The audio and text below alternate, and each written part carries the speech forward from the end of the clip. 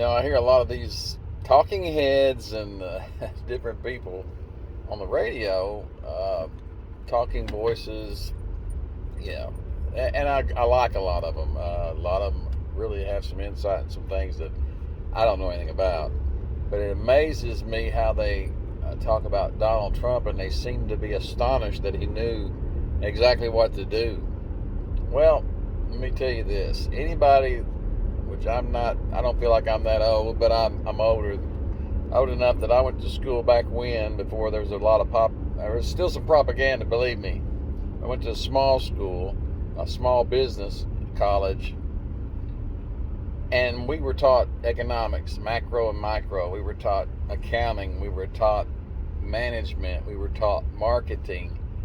Of course, we had to have psychology and English and speech and all these other good things.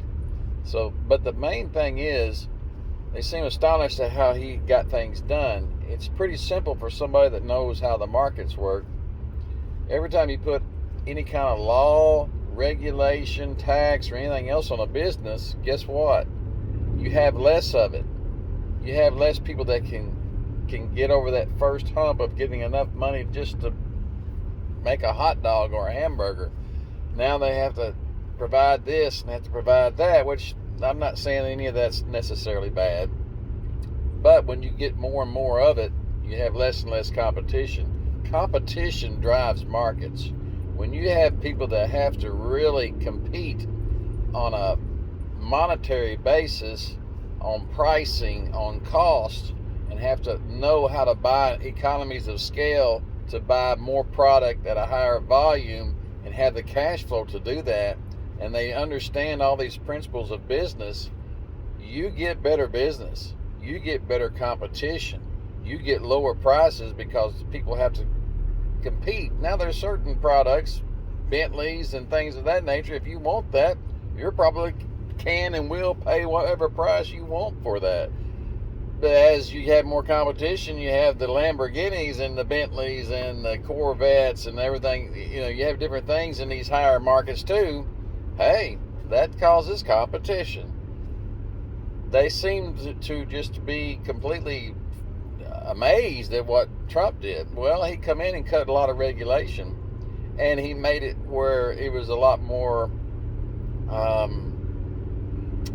let me see the word, easier, I guess. It was a lot, the marketplace and the coming to the table, so to speak, for businesses was made a little simpler. It wasn't so onerous in a lot of respects, in a lot of areas.